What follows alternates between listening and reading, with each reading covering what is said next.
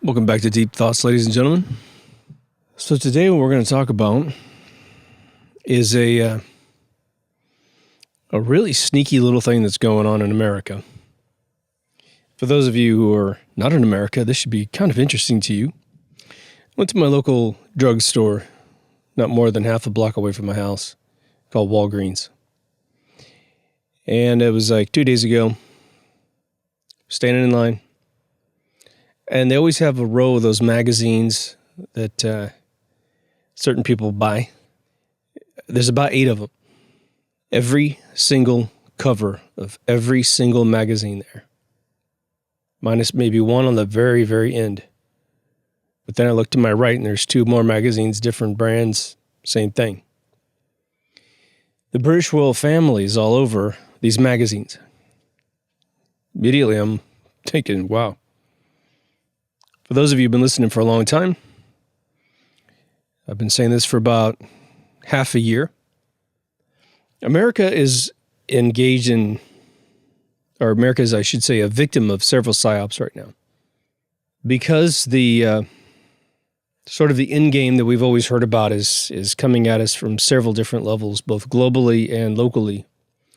One little exclusive one that's happening here, and I know it happens in countries that also surrender to England. I don't know about Scotland and Ireland. You'd have to tell me. I know that Canada is sort of into it. I mean, when I watch Canadian shows, I see it gets promoted on YouTube. New Zealand and Australia is insanely into this. Talk shows in the morning with royal experts coming in and all this other stuff. You know, when the Skull and Bones got here, they uttered that decree to take over the United States of America by all financial means necessary. Right around the same decade, we got the Democratic Party and the KKK, run by the Democratic Party. It wasn't their first volley, but this is right after the War of 1812 concluded, so, we win the first phase of the Revolutionary War, and we lose the War of 1812. And then a decade and a half later, boom, this stuff arrives. The name of the game is very simple. In the eyes of the royal families of all of Europe, they paid for the discovery of America, and we took it away from them. Why? Because we realized, as everyone over there should, being under a monarchy is no fun. So what happened? An idea that was hatched right around 1000 AD, known as Magna Carta, had succeeded for a little while, and then was utterly crushed.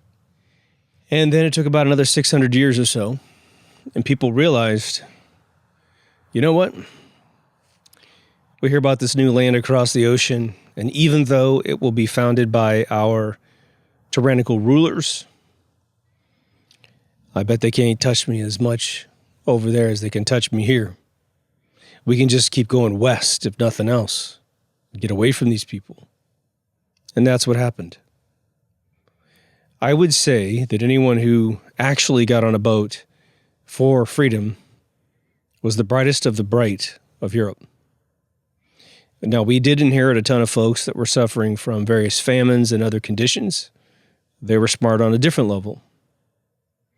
I'm sure within 5 minutes of being here, if they didn't get into some bad situation, they soon learned the wisdom of those who came over first, or at least for the previous idea. And that's what America is. It's just an idea, people. Land is land is land. People are people. So if you're going to try to take over the United States of America, guess what? The war way of doing it is nearly impossible at this current state in the 21st century. Because war makes people wake up. What are you doing? What's going on? What do you mean we have to go to war? What do you mean you could die? Wasn't it Joseph Goebbels that said that nobody wants war because all you stand to lose is everything? And so that's why they create these situations that create pretense, context, rationale for wars. I find it very interesting that, at least in this country, you've got a lot of folks that won't accept the true nature of the events of September 2001 as being anything other than the official story. And the interesting thing is there's a lot of liberals that will defend the official story when all they're doing is empowering, paradigm-wise, the other side, the neocons. Very interesting. So ideas are very, very important to preserve. And ideas are what are the fastest, cheapest, less collateral damage methodology of getting anything that you want. Ask a salesperson who sells crap successfully. How do they sell you crap that you don't need? They install an idea in your mind, and there's a rhythm to it. Teach the person you're selling this crap to about a problem they really don't have, or a problem that it's not really a problem. They're good with changing their own oil. But you sell them a bunch of negative stuff. The contingency situations that can occur if everything goes wrong when you do it yourself. But if you have this product, there's no contingencies. It's super simple, super fast. Some products are legitimately beneficial to your life, and a bunch aren't. Now, my entire life, at various times, the royal family has been sold to the American public for sure. The marriage between Prince Charles and Diane. I remember getting up and watching it. For whatever reason, it was a snow day or something in America. I saw it. I was very, very young. So in my eyes, what has occurred is something very, very strategic. You have a marriage that occurs between an American and a royal family member, something that is not supposed to be possible. And you might be able to pick various marriages, especially with Prince Charles and Camilla. She is supposedly not of the perfect bloodline to be his wife, but she's a lot closer, I should say, than an actress here in the United States. Now, what I'm about to say isn't trying to cast any dispersions on individuals. I don't know any of the individuals, but the bigger game is pretty obvious at this point. But a likable, beautiful girl from America. Okay. From the son that is not Charles's son. Technically, Harry's father is the chauffeur bodyguard of Princess Di. Hence his red hair and his father's red hair. But what's happened in the last 12 to 18 months, I can't remember when this little story hatched. He's having a big problem with his family. He's having a big falling out with his brother. And unlike any other event in royal family history that I'm aware of, this is being made intentionally very public. No one's finding themselves in any suicides, any accidents. It's just fine. Just go around and kind of bring the Windsor family up to the Housewives of Newport or whatever. Get them into some nice reality television. Make them accessible to the people.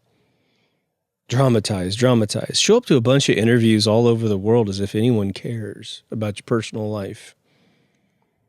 But when I saw more than half a dozen magazines absolutely plastered with this story, all those magazines who usually want to sell something different than their competitors, right? Rolling Stone magazine, let's just say, if they had Prince on the cover, well, no one else wants to run a Prince cover unless he's dead. They want to do it a month later. Let Rolling Stone, with a slightly better brand than their brand, sell out all those, and then we'll get the next batch. But let's not do it at the same exact time, especially if it's just incidental. These people are alive. Pick your favorite artist, put them on the cover, especially if they're alive and kicking. Nobody wants to duplicate that. Now, if you don't live in America, here's what you should know. Now, coming from the Midwest, and obviously having lived 30 plus years here in California and traveling throughout the United States, having had tens of thousands of conversations with people here in the United States, the one subject I can say that unilaterally doesn't come up is the royal family of England. We don't talk about it. They could be on fire for 4 days straight and being filmed through a live feed. And United States people just simply don't care. They don't talk about it. It's not a priority for us. She could come here, the Queen could come here, any one of the kids could come here and do a little parade. Sure, that town will have a little something, something. We know that the controlled press will talk about it, but no one's driving across the United States to make sure they see these people. We barely do that for our own leaders. That's why I think Donald Trump was so special, because this dude would suck in like the neighboring 10 states. Love him or hate him, he was able to do that. Everybody knows that. Biden couldn't get, local employees from his administration to sit and listen to him talk. It was horrible.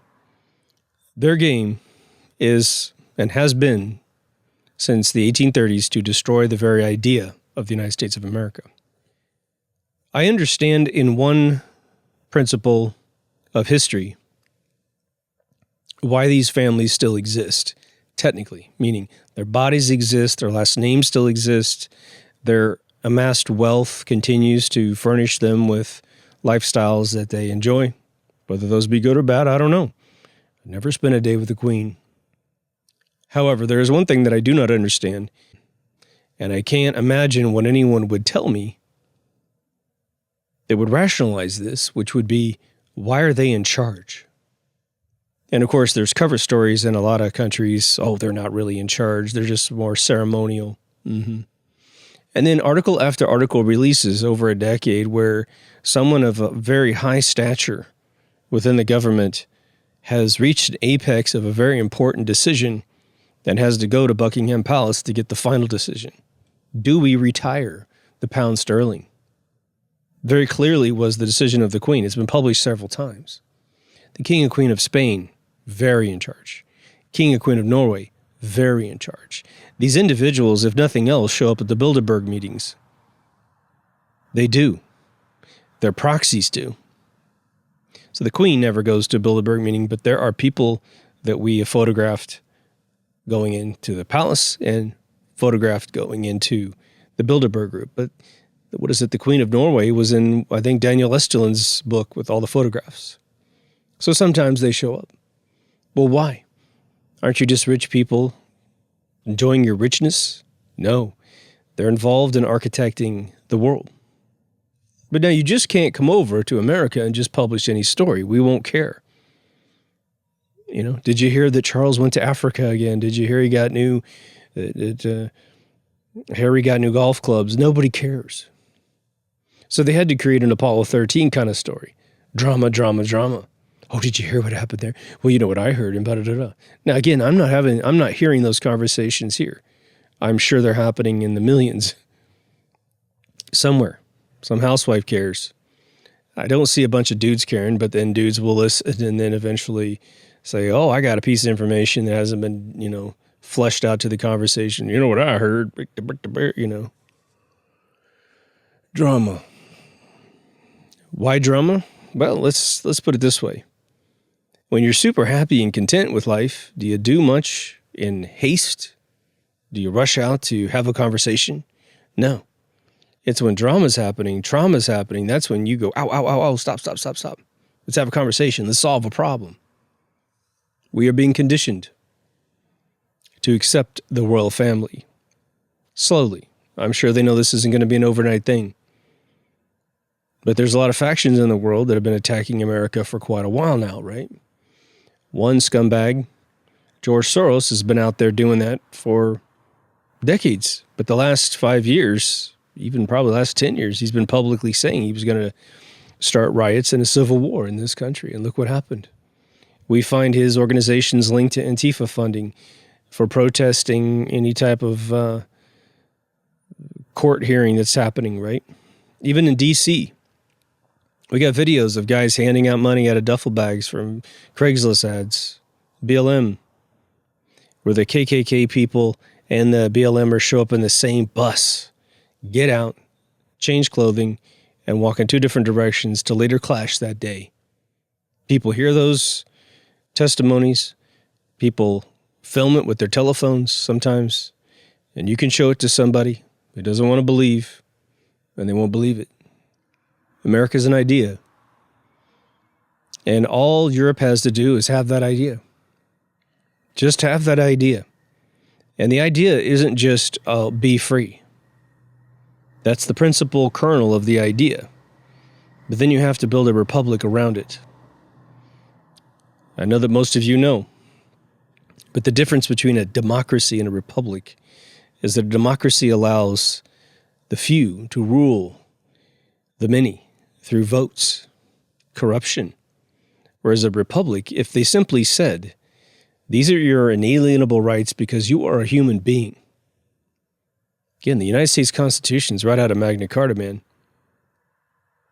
I have an episode of Magna Carta. Just go to the website, deepthoughtsradio.com, go in the search field, C-A-R-T-E, Carta, and you'll find the episode and gain a lot of history about that.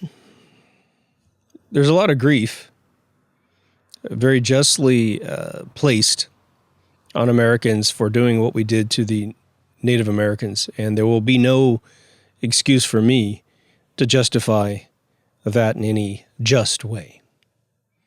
But it has occurred to me that as I can't explain to a 20-year-old what it was like to be in the 70s or the 80s, I can't.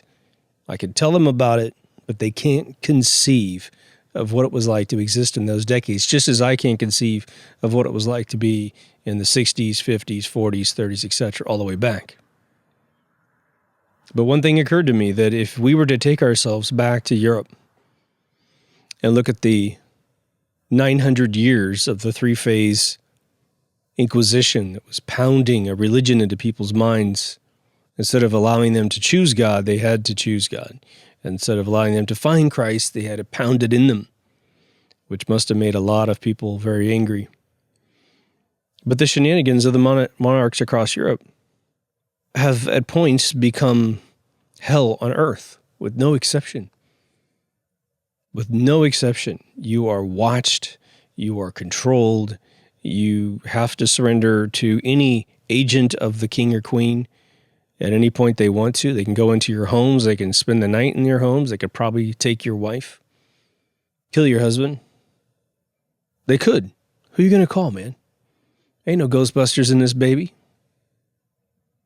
And so imagine the feral state of mind when you wake up, you get red-pilled in the 1500s in England, especially with a stamp tax.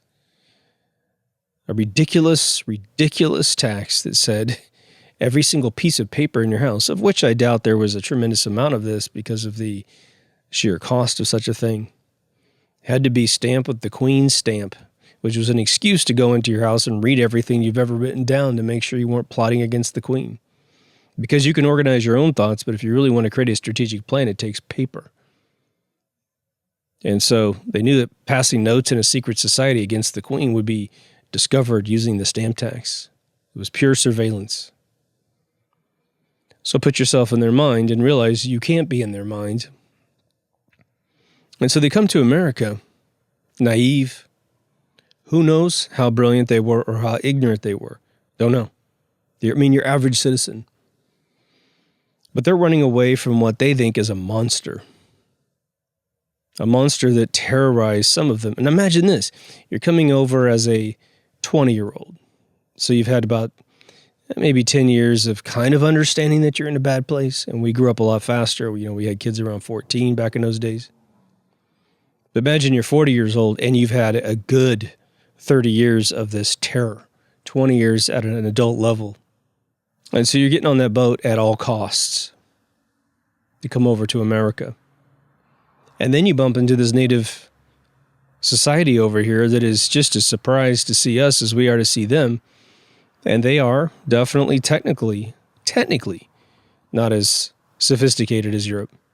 But spiritually, probably we're yet to equal their perception of the universe. Well, you know, they were actually very friendly to us in some territories, willing to share. But as we keep pushing in because this monster exists over the ocean, they're pushing back. They're like, hey, this is our land, you know. And these feral people just rolled across the United States. And that's why I think they were willing to lie and endorse all of this. Oh, they're savages and da-da-da-da and all these other name-calling things to rebrand them as not worthy to have a conversation with. Just take their stuff. Kill them and take their stuff. Now, obviously, as we become slightly more sophisticated with time, this stuff should have ended. But it was amazing how quickly that massacre occurred.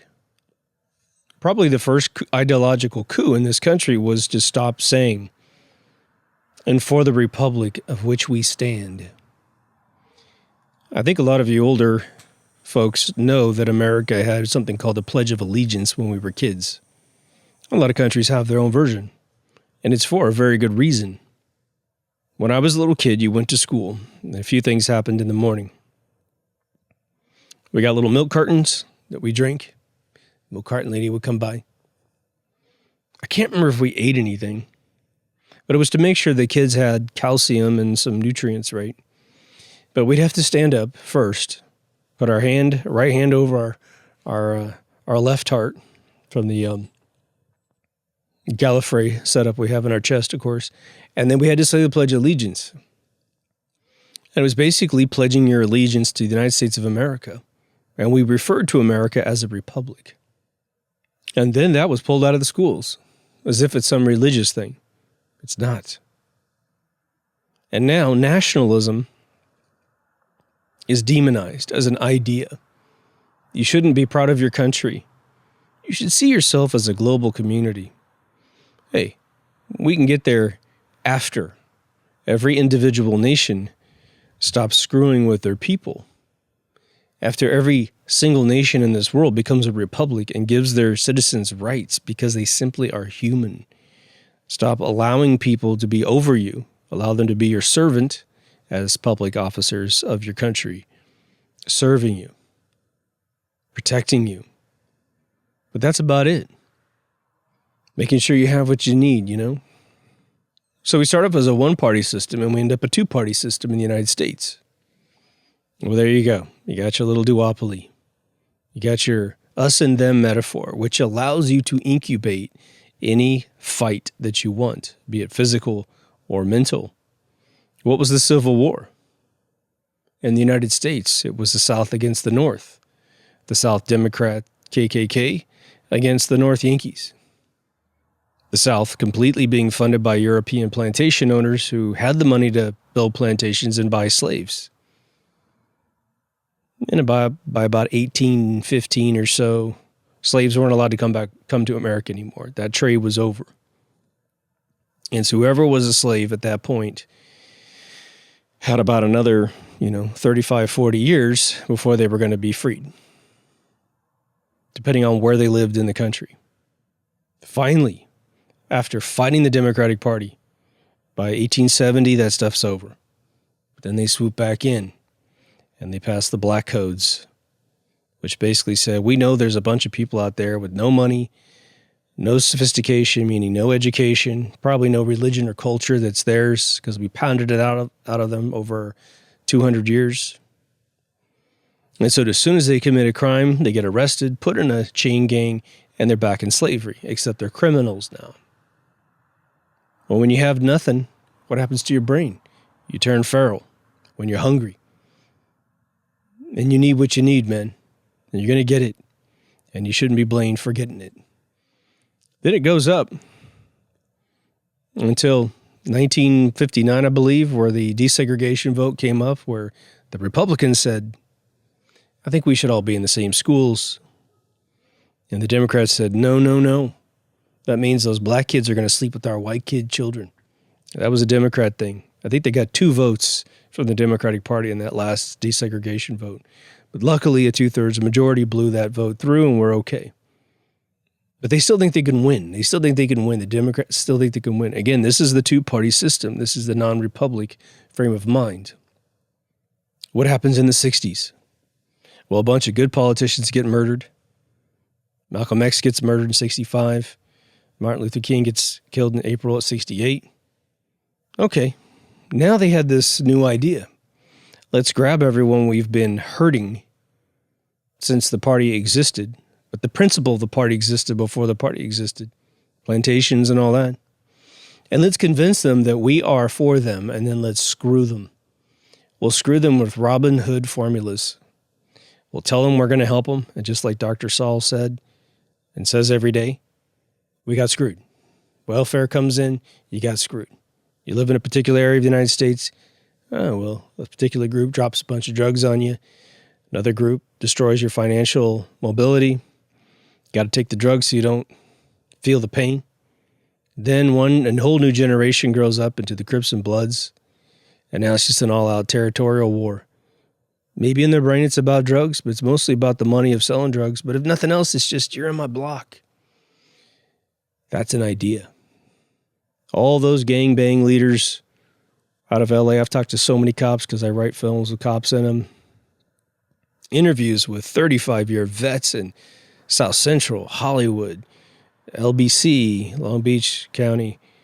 They're all like, man, when I run into one of these, former Crip or Blood generals, commanders, whatever they call themselves, he says, we're just glad we're still alive.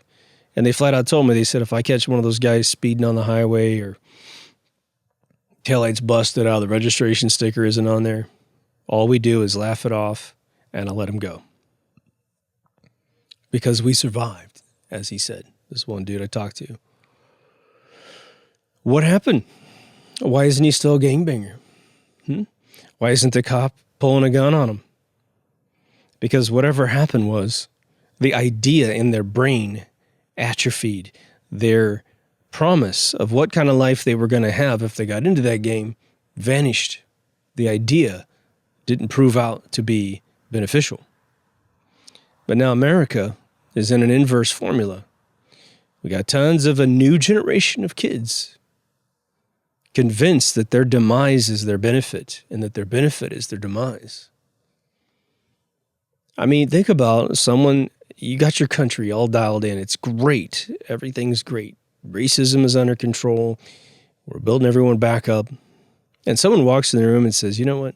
I'm going to convince all of your citizens to go actually the opposite of everything that's wonderful. And you think to yourself, with some duly founded hubris, that's impossible. The kids will immediately know that what you're selling them is bad.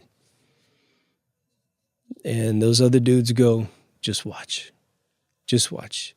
Because you are so arrogant and not paying attention. You know, McCarthy had his shit together. He was trying to catch these motherfuckers in the late 50s.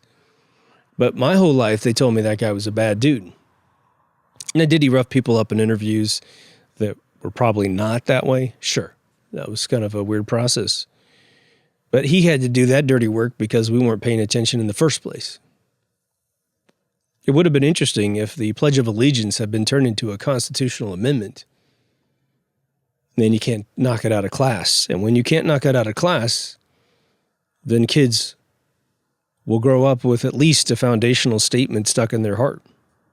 I commend any country, whether I like them or not, for doing that kind of thing in the morning, because at least they understand. I think North Korea does it. We can't fall, as Americans, for this game that's being played on us.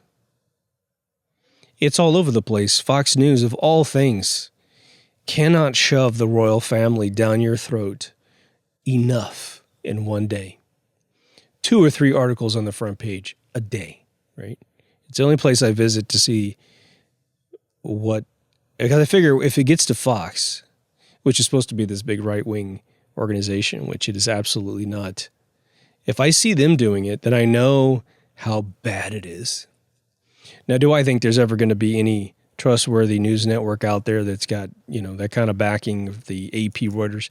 Hell no. Hell no. But I think they're going to try to pretend, Fox was pretending to be right-wing. And so when they stop pretending, I know how bad it is, how desperate they might be. Yeah, I mean, for me, I just wish the royal families of the world, whoever they are, would again enjoy their money. They have more money than they will ever need for probably the foreseeable couple millennia. But because they continue to dabble in NWO stuff, every single royal family is at risk of losing everything because they won't stop committing the crimes or being involved with the crimes. Why do that? There's plenty of organizations that are already doing it. Well, why does any CEO of a company, refuse to quit when they should? Hubris. They want to make sure that they have a say. And if they stop talking and just say, well, you just take care of our wishes.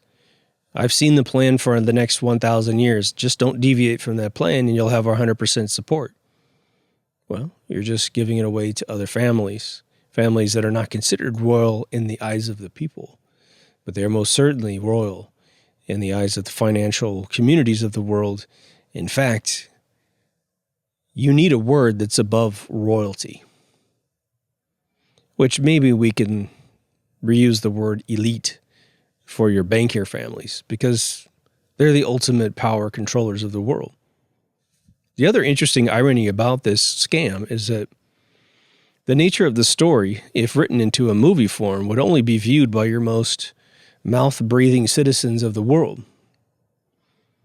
My buddy in the UK, who I mention a lot in reference, very sophisticated man, he told me almost 20 years ago, he said, he goes, anybody of any intelligence in England has no love for the royal family. He said, farmers love the royal family. He said, your lower brow people in England like the royal family. I mean, to the point you're buying dishes and all this other stuff.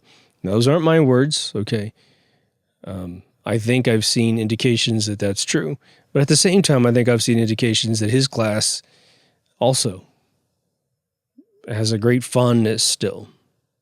It's an interesting thing to be in a world with less and to feel like you have more simply because you can look up to someone in your country and say, well, look what we did. We made that. It's almost like landing on the moon.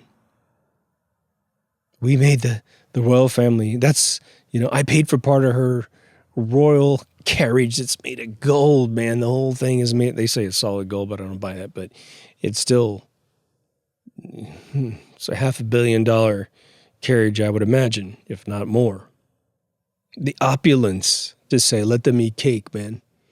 That's what riding in that carriage means. Let them eat cake. Going into a gigantic palace when no one else can even remotely have one. Meaning, because it's your job. I mean, that's the difference. I'm not held accountable by any of my neighbors if they have less than I have. But if I was their royal leader and I got all this scratch, all this paper hanging off the wall, I'm lighting cigars with $100 bills or $100 pound notes, I would expect someone to be a little discontent with my arrangement.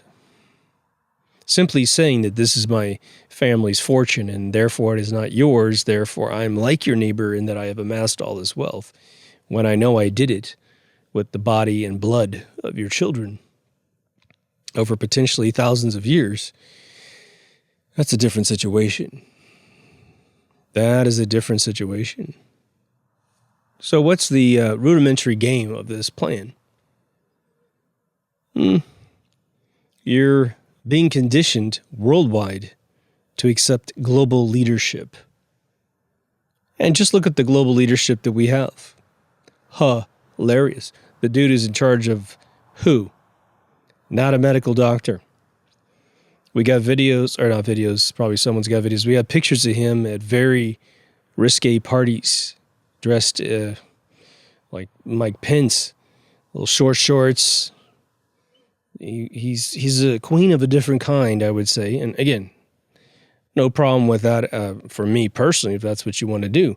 But we know with Mike Pence, when you have a compromised past, they can get you to screw over your own country, which is exactly what Vice President Pence did.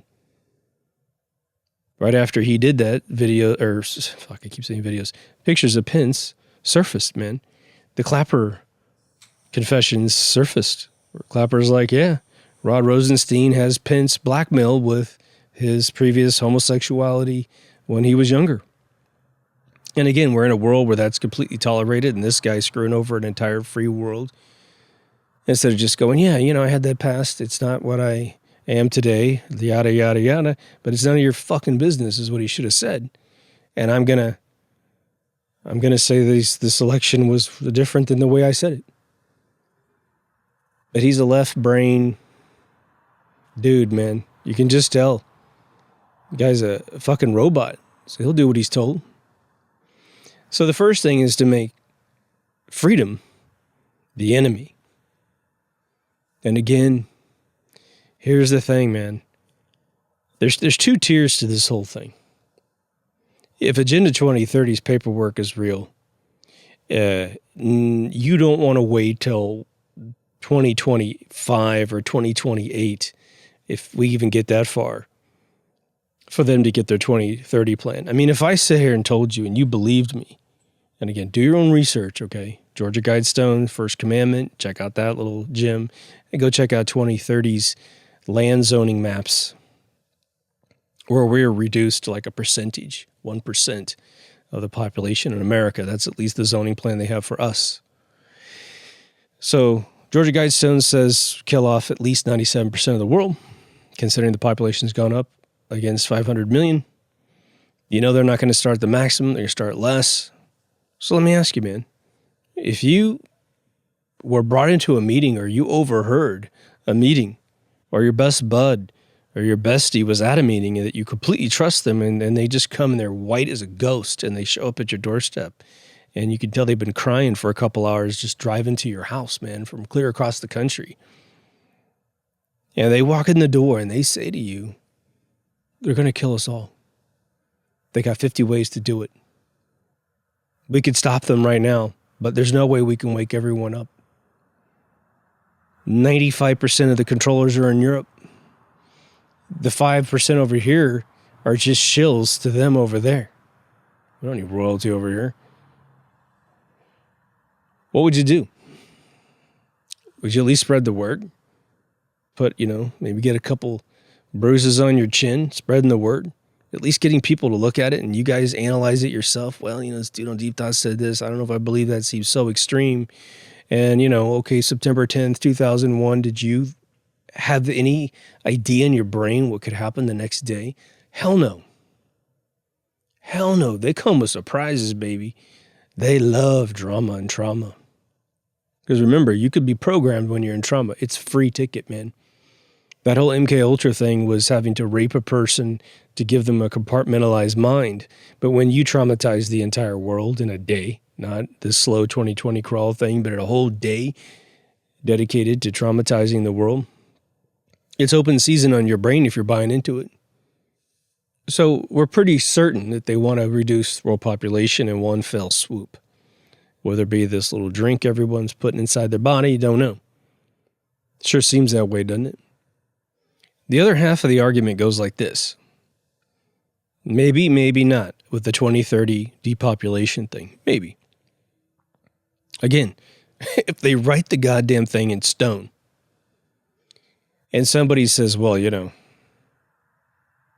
say, that's mine. And they say, I don't see your name on it. What if your name was on it? You just flip it over and it says your name on it. Now give it back to me.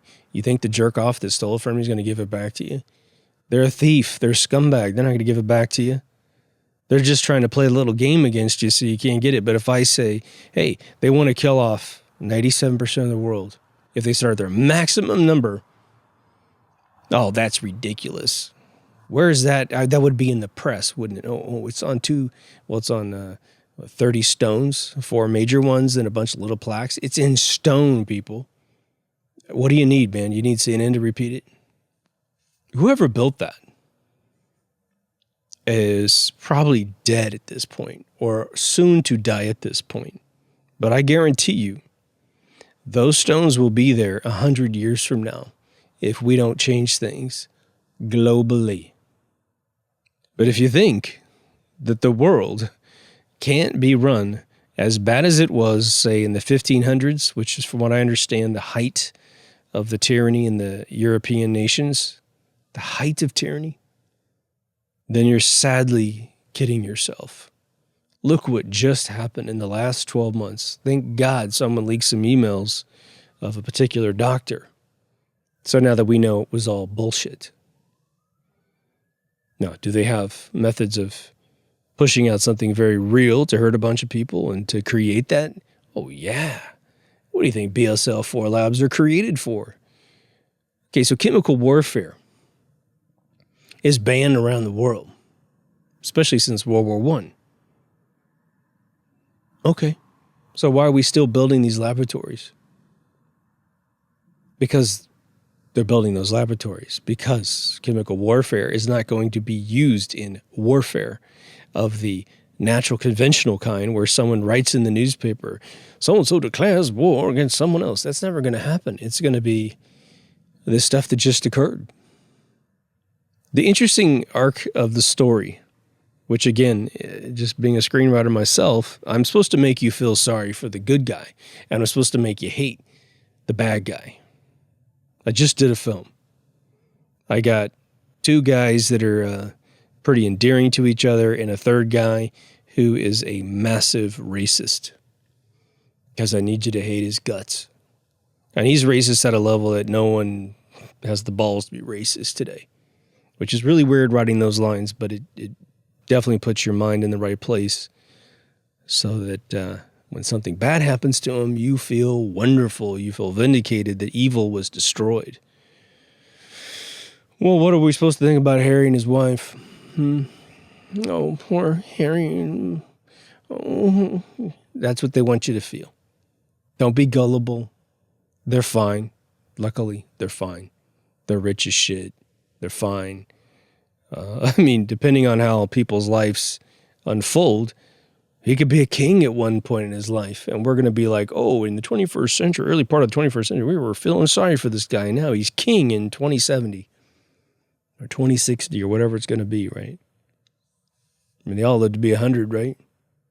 What I don't know, and maybe some of you could chime in, it's sort of a weird thought. I don't know if there's any sort of subliminal, subconscious pride that you have your Rothschilds over there, your Habsburgs, your Windsors, all these families over there. There's a bunch, I don't even know their names. And there are some people that are considered royalty over there that just spend their money, honestly. Some of them are like UFO enthusiasts, and they're cool. I mean, they're just chilling with their cash. So I'm probably not talking about them. But with all the commanding bodies of this entire planet, and I would think that if you think the Sultan of Brunei or his kids or any of these Saudi kings or the crown princes or their brothers or whatever, yes, they're super powerful, super mega, inexhaustibly rich, for sure. But they don't have the paper trail of these, super royal, super banker families that actually own everything. They own everything, okay? It's a little bit different. They own their printing machines. Imagine, and this is what I think is really funny. A lot of people will say, you and I have to go earn $1. We have to go expend calorie energy to transfer that into money, and that's how we pay our bills. All right. Some people invest their money after they make it to make more money. Okay. These people are outside of the monetary system. These people do not have to do anything to make money. They don't even need to invest. They may invest, but that's just a little side game. It's almost like playing World of Warcraft after you've done every quest, where you're just making noise at that point. They don't have to. They can just insert money into accounts. They don't have to make any money. They just go have it made for them, have it digitally created out of thin air. Who is going to ask a question if someone walks into whatever bank that might host the Windsor family and say, you're to dial in right now $10 billion into that computer? Who is going to say, oh, I'm sorry, we can't do that? No one's going to say that. They're going to do it. And there's infinite money right there. So when I hear monetary rationales for these individuals or any strategy related to that, it's not that way. Now, George Soros has to make money, but that dude has it farm right to his account because why? He is a giant portion of this agenda. He's a hired mercenary for this thing. Whether he's dead or alive, it doesn't matter. His corporations are still fulfilling his wishes. I'm not going to ruin this movie for you. It's over 20 years old, so I'm not going to mention its name, but a lot of you will know which movie I'm talking about. if you've seen it. And I'm actually going to double blind this. So if you happen to bump into it, maybe if you're super cognitive, you will go, man, is it that movie he's talking about? Because this sort of feels like that movie. But there's a movie out there where a person is being accused of a crime. And that person ends up creating or mentioning this name of the person he works for. And he's got a very specific name. And that the police officers that are trying to get this guy to confess the whole chain of, Polaroids of who's guilty and how's it all work and how did those crimes be committed and how's this person to factor in. He keeps mentioning his boss and his boss and his boss, and he keeps building up this story about this like devil on earth. I mean, just this formidable person. But we never see that person in the film, although there's some kind of dramatized flashbacks that make us think we are seeing that person. But by the end of the film, they brilliantly twist the film such that the person that was being rumored to exist doesn't exist, and the person they're talking to is actually the person responsible, which is very brilliant because he isn't as evil as the one he created. But what they wanted to hear, he gave them what they wanted to hear. They feared a boogeyman, so he gave them a boogeyman. And the more he just stacked stuff up on this boogeyman, the more they were there to buy everything. Just supernatural behaviors. And at the end, you find out it's just him, and you have to dial back. It's like a Luke, I'm your father moment, you have to dial it all back to, oh, it probably wasn't as bad. All these stories are all, half-truths sort of thing, right? The reason why I mention that is that we are being taught the wrong enemies. And so our enemies are our heroes, and our heroes are our enemies. There's nothing more just mind-screwing than that. Because what happens? What is Tony Robbins' entire course all about? You need his technologies to do it well. He makes it very easy to do it. But he did his internship apparently at the CIA, and my writing mentor told me that, which I was like, whoa, you're not even a conspiracy guy. Don't know if that's true. He was adamant that was true. But it's a real basic technology. As long as you can train your brain to focus on what is bad and to focus on what is good and the proper polarity in your brain, right? Don't get them screwed up. Don't get them mixed up.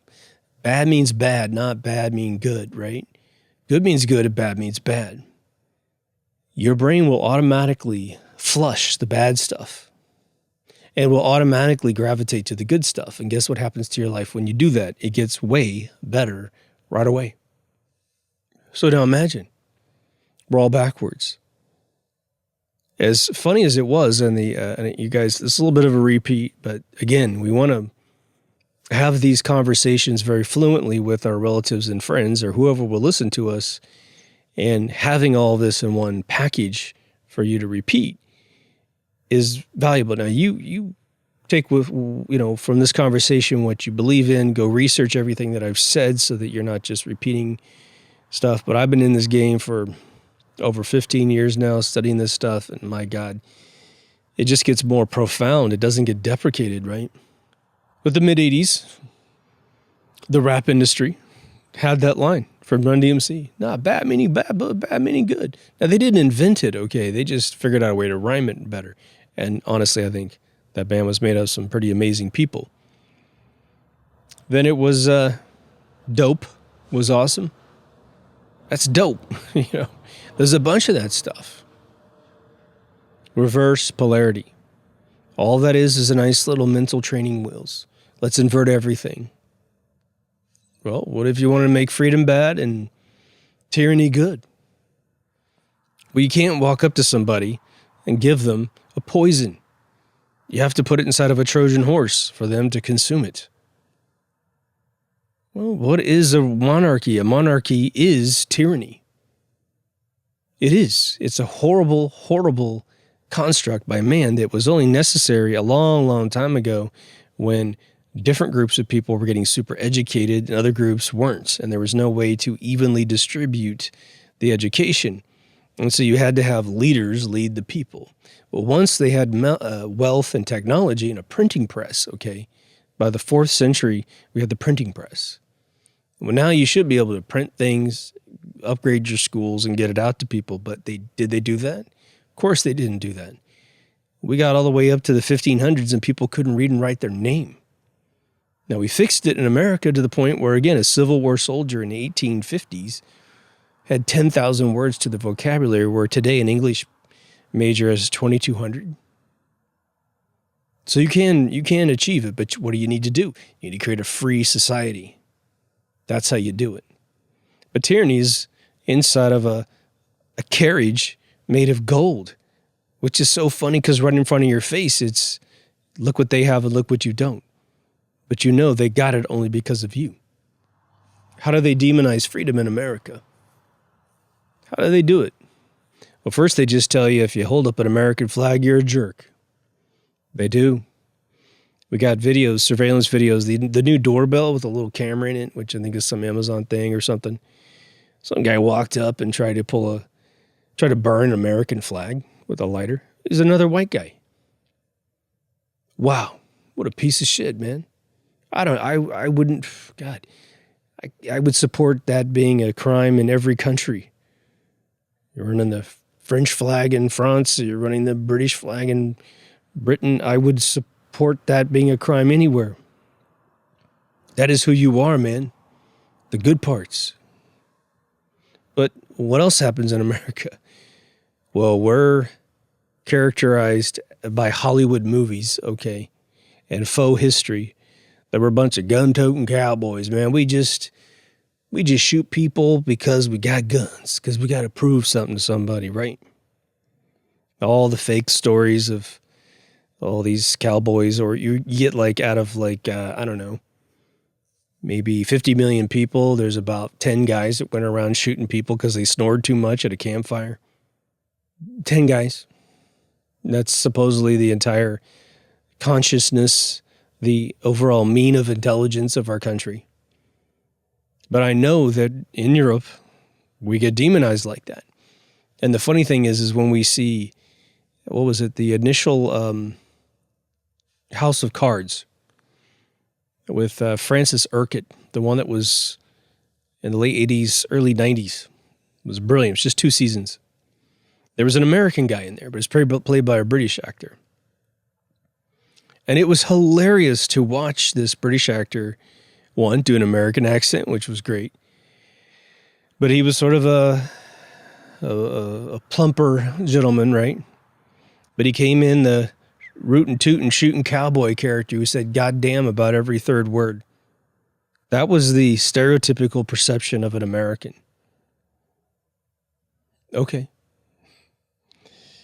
You know, I can't say I hit the corporate world until I was probably in the Bay Area about 91. And we were a British founded company in Sussex, England, and off the Blythe River. Our company was called Blythe. And, they came over and talked to us, and, they were very soft-spoken gentlemen, wonderful people, and very endearing. And, we were definitely speaking in a volume you could hear across the room, but nobody was rude and weird. I mean, what's funny is I grew up in that little town I keep telling you guys about, but the farmers are actually pretty soft-spoken dudes as well. It's pretty interesting. But demonize, us and them.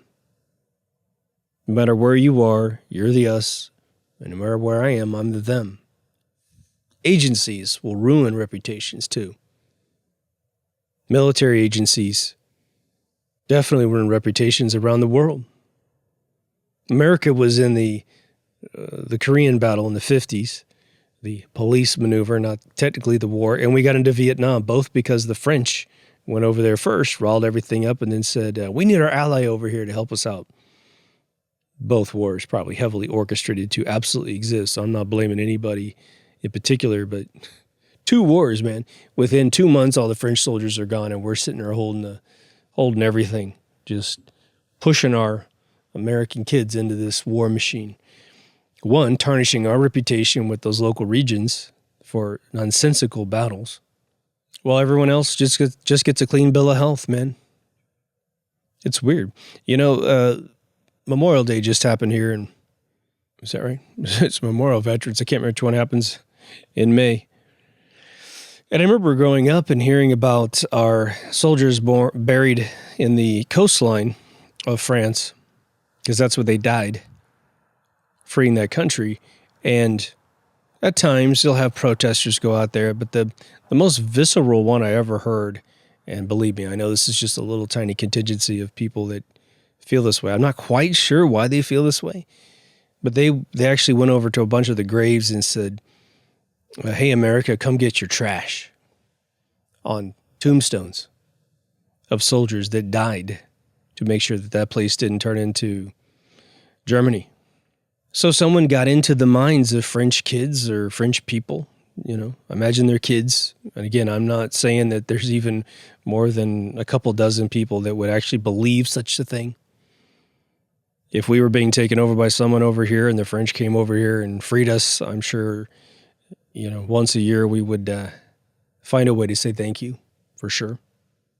But these are weird moments where one of our sides got infected with the wrong opinion. This weird thing that when I grew up, it was always being told that the British hate the French and the French hate the British. It definitely was real. And then the Channel came together, and it was that amazing moment where they broke the wall and the two guys shake hands for both sides. And I remember feeling like, hopefully this negativity of which I don't understand is being mended a little bit. I sure hope that's the case now. But there's cultural things, right? And there's funny cultural things that, my father spent quite a bit of time in Europe because of the military. And he would say, he goes, they don't bathe as much as we do in some areas of Europe, and the women don't shave their armpits and that kind of thing. But at the same time, he's mentioning that and kind of insinuating, well, I kind of wish they did. My father loved Europe. Loved every inch of that place. The people, the places. You couldn't shake it out of him. You couldn't ever make him not like that place, Every time I went to England, it was just enchanting. People were so nice. I had this homeless guy. I've told the story once before, but this homeless guy ran up to me once on my second visit. I was out walking around. I was like so tired, but I'm walking around. He comes up to me in a business suit, and just the nicest guy. Looked like Jamiroquai without a hat on. And he says, "Oh, can I bother you for some money?" And because I didn't really understand the money that well, I didn't try to pull out my money because I'm from LA. And it's like, or I was in San Francisco at the time, but it's like you start pulling that money out, you're asking for trouble. Even though it was like middle of the afternoon, I probably would have been fine. And he popped out of this park with all these people laying down in the park having lunch. They were definitely employed. And it just didn't look like a story I could even believe, but I'm sure he was homeless for whatever reason. But I remember looking at him and I just said, what I said to him was, I said, what's crazy is I said, in my country, I said, maybe in America, you would have a job. I mean, you look great. You sound great. You sound intelligent. You look good. You're clean. And I just couldn't, be just like a business guy coming up to me for $1, as if he was homeless. There's a difference between, I guess, maybe if he walks out of the store and goes, "Man, I'm sorry, I'm screwed. I don't have any money on me right now, but I normally do, and I need to make a phone call." Maybe that'd be a little easier to digest. The reason why I'm giving you these little anecdotes is for the following reason. I have not had a huge problem personally. And so part of this is alien to me. But as soon as I jump out of the people level, which is where you and I are, I immediately understand the IMF, the World Bank, all royal families, all banker families. We know their game. And unfortunately, we are giving it to them on a silver platter, man. The irony is so palpable, isn't it? But if you live in America, You got to wake up to this, and you got to start spreading this because we are being had. I think they know it would take probably longer than Harry's got life in him to convert America. But then I had a lot of courage last year, January, that I no longer have about how lucid people are. Now, obviously, there's a lot of chatter that all this is just temporary, that we can kind of ignore it. But we're having a talk in my smoke lounge, and I'm going to go back to depopulation for 1 second. Actually, it wasn't even at the smoke lounge. It was my buddy at his house. And we talked about, all the indications that they want to do this. They want to depopulate the world in broad strokes, man, like massive reduction. And he looked at me and he's like, yeah, I've never seen those things, but now that I see it, I could believe it. And the funny thing again is that we always think it's not us. Well, that'll be everybody else, not me. I'll be in that 1% that makes it. It's like, yeah, I mean, I have a macabre feeling I'm going to make it in the 1%, not a euphoric feeling, And again, I don't know if you want to live in that other world. But anyway, he says to me a very logical statement. He says, well, we're going to have to deal with that, everyone, at some point. And I'm like, okay, I think I know what you're saying, but clarify. And he said, well, world population. I said, yeah, India and China definitely got to figure out something. India is losing its real estate to its population, whereas China could just continue going west. They've got most of that country is uninhabited. So they got a lot of room. They got, almost 1 billion empty apartments in these dead cities, these ghost cities they're building. Yeah, you got to build more fire stations and police stations and probably update some of the buildings that have atrophied over the decade they've been sitting out there waiting for people. But, I think we can go quite a bit further. But you still hear all these resource scare tactics. Oh, we're going to run out of food. We're going to run out of energy. Okay, maybe if we continue with the stupid technology that we're using right now, yeah. But they'll never allow it to happen if they can stop it. I just don't know where they find... Well, actually, I can't even say that. I need to bite my lip. I was going to say I don't know how they find people that would actually deploy these sorts of things. But yeah, I know. You either have your numbskull who just does what he's told and you don't tell him the truth and he goes out and does it. Or you get a Fauci who is just dying to kill people. I mean, it's interesting. I mean, you have to have a... what's funny is... when you become an atheist, what's interesting is you become, in my opinion, susceptible, not conclusively, but susceptible to these paradigms of existence where it's, of course I'll kill off 5 billion people. Of course. This isn't about God. God doesn't exist. I have no moral base. So sure, I'll kill everybody. It's for the survival of humanity. You're simply being emotional, Mr. Deep Thoughts guy. I'm going to make life better for you. You just watch. You just watch. Not realizing the tyrannical system and the Boston Dynamics robots that will descend upon everybody. But that person will still probably think, well, this is best. I mean, come on. THX 1138 wouldn't have been a horror movie if they'd just done what the robots told them to do. Even though the entertainment was torture. But you'll learn to like it, But I was talking to a buddy of mine because I'm always trying to come up with analogies to really explain to people the basics of life. And I'm going to leave you with this little analogy. If you think of your mind, body, and soul as a house, maybe even like a barn, like a real nice, optimized Amish barn, those red ones they've all built together. Watch the Amish inherit the earth, let me tell you. Think about the Amish barn actually is what appeals to me the most because the designs that they build are hundreds of years old and they are optimized, meaning they didn't over-design anything. There is no board in an Amish barn that does not need to exist. Every board is very important. Now, let's just say that your consciousness, your soul, is that barn. Well, losing your morals to some faux definition of your rights It's your right to see that. It's your right to pollute your mind. It's your right to do this and do that. Every time you do that, you're pulling a board out of the barn and saying, this isn't necessary. Bling. Now, technically speaking, all structures are reinforced by the neighboring beams up to a point. But eventually, you pull too many boards out, and what's going to happen? It's going to implode. It is going to fall down. It's going to cease to exist as it was, and any purpose of its initial construction is entirely lost when it starts its collapse. And that is what I think is going on in the world. One by one, like boiling the frog slowly, we're having our boards pulled out. And we're perceiving this as our rights. And we're losing our humanity in the process.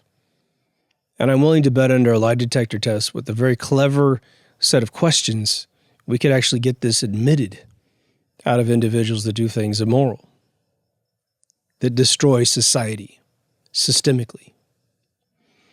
One of the big trends right now is these videos that keep coming out where, I'm just going to say it, I'm watching a bunch of young black people, both male and female, randomly attacking people in the United States of America, stabbing them, shooting them, punching them. I saw one the other day. It's the black on Asian problem. Big dude, man. Big, like, Suge Knight level guy. And there's a handicap Asian kid who's maybe 5 feet, but he doesn't have arms. His bicep bone terminated about halfway to his elbow. So he's got 2 tiny little stalks for arms. And he's leaning up against a trash can, and he's not talking to this guy at all. He's just kind of sitting over there. And this big dude in a Subway, it looked like, not the sandwich place, but the actual transportation area. And he's all riled up. And then he punches this kid literally across the room. This kid's body probably flies 8 feet. The kid's out cold. He's on the ground. He's out. What the hell's going on? The dude and the woman who stabbed the woman in Manhattan and all these other ones that are happening, I can only assume they've been infected by these little subconscious movements that are going around. Maybe it's a privilege thing. Maybe it's a virus thing. Don't know what the rationale is, but this is sort of going off the chain. Now, in my local area, that's not happening at all. I mean, you know, I'm in a predominantly, I think, white area, but the town straight west of me is predominantly, I think, Vietnamese, and then you go in one more, it's predominantly Chinese, and we're all mixed together in the neighborhoods, and everyone's finding a way to completely get along and love each other, man. We love going to each other's businesses, man. I get the best, Vietnamese food, best Chinese food, blah, blah, blah. And they come to our burger joints and whatever, smoke lounges, and it's all family, man.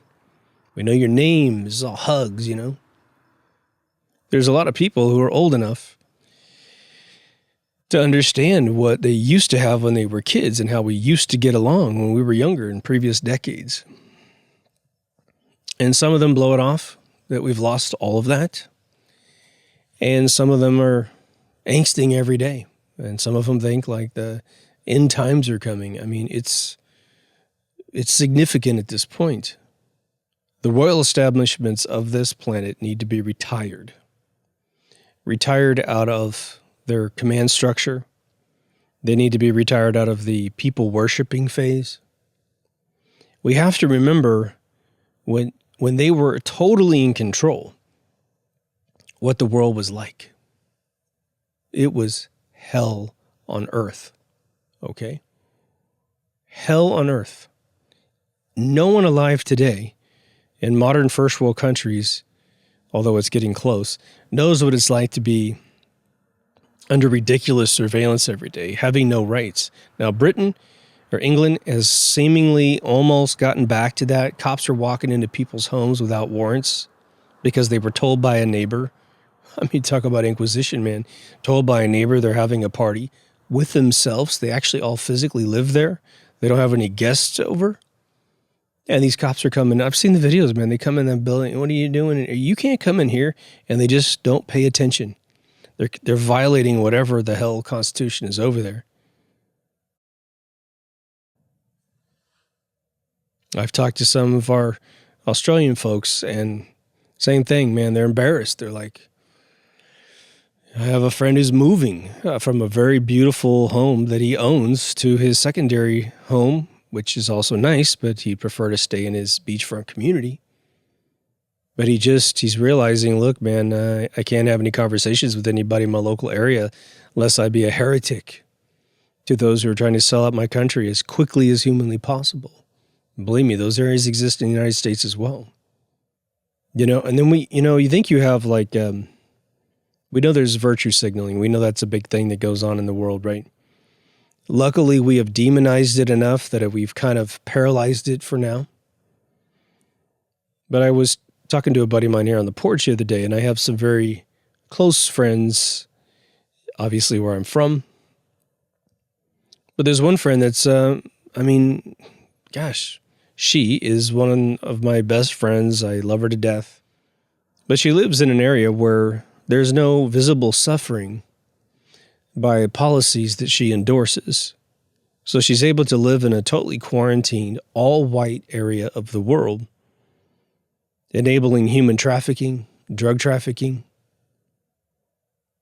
empowering communistic countries to do all kinds of things. I mean, what if we had one good video of a Falun Gong follower, a person who does an exercise in China, who has been jailed? We had this video. Maybe it's a 22-year-old female. Because what I'm saying, I'm making up, but I know that what I'm saying has probably been done over 10,000 times based on the empirical data we have from inside. But we have a video of them getting her out of a cell, taking her into a hospital room. And this, what I'm about to give you, is a confession of several doctors and nurses over there. They used to give them Novocaine. They used to put anesthesia on them to knock them out. I guess I should have said anesthesia. But now they say that they're doing it so much, okay, that's taking up too much time and resources for someone who's about to die. And so they're harvesting organs out of these people now while they're screaming for their lives. Let's say we had a video of that and we let it go viral in some back channel.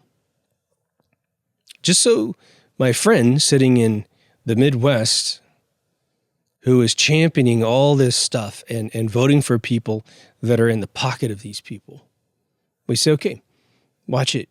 We literally chain her down like Malcolm McDowell in Clockwork Orange, pin her eyes open, and say, you got to watch this because this is what you are. This is what you are enabling. The doctors and nurses over there are quitting their jobs because they start having so many nightmares because they can't stop the echoes of these screams in their head. Yeah, the world can't get any worse than it is now, right, guys? Right? There's a science fiction movie out there, and I forgot what the hell the name of it is. Someone will remember it most likely in the comments. But it's the movie where these people live in this kind of utopian controlled environments. Like they live in a building. They never see the outside world, but they don't even know it really exists. But there's a lottery ticket where you get to leave and you get to go off to some paradise when your lottery ticket gets called. Everyone's trying to win this lottery, but they don't even know where they're going.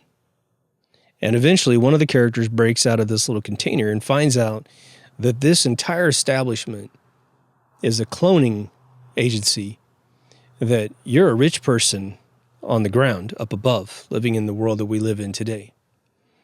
But you've had your DNA pulled out and you've had a clone grown very quickly in this facility. So the point where you're about the same age, but maybe if you're 50, they're 25. So if you need a heart transplant, you win your clone wins the lottery and simply gets put to sleep and the heart's taken out and whatever organs are taken out and you get a whole new body.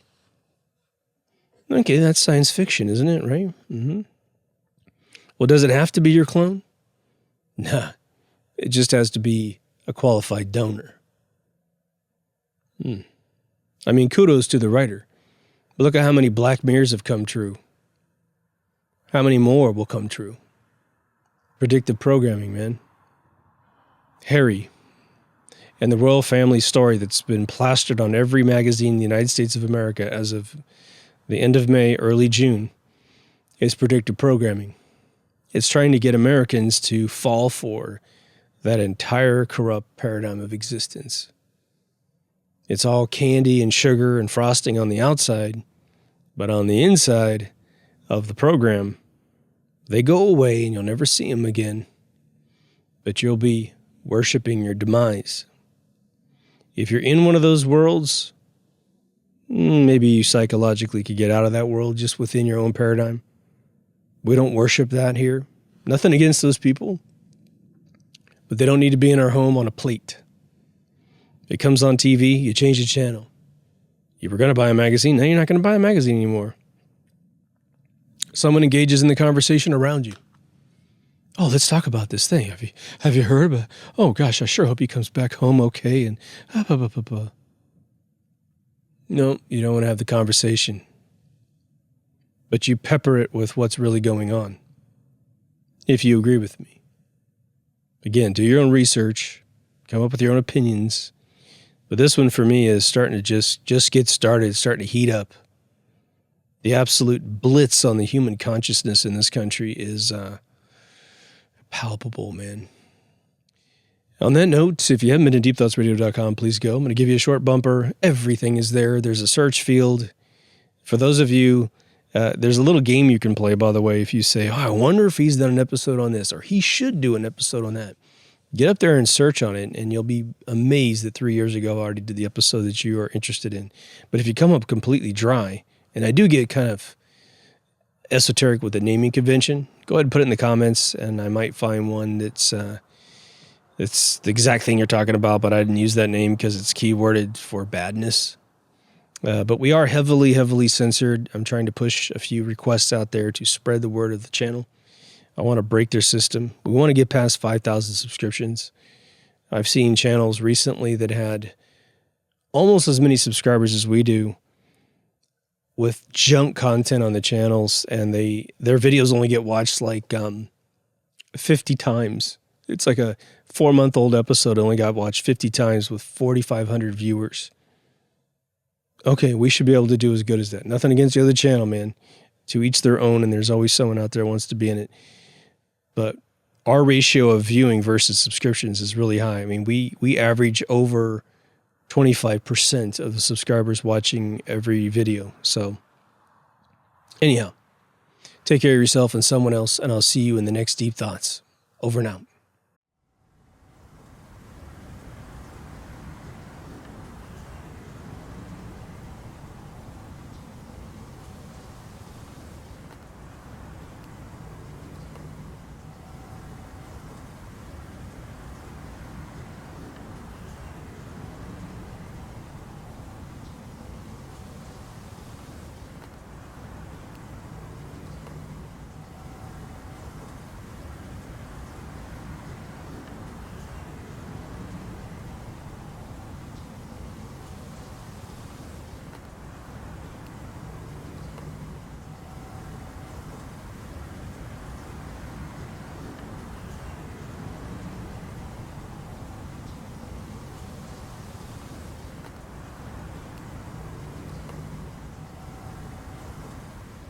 Having come from the Midwest and now living on the East Coast, wow, where the fuck do I live?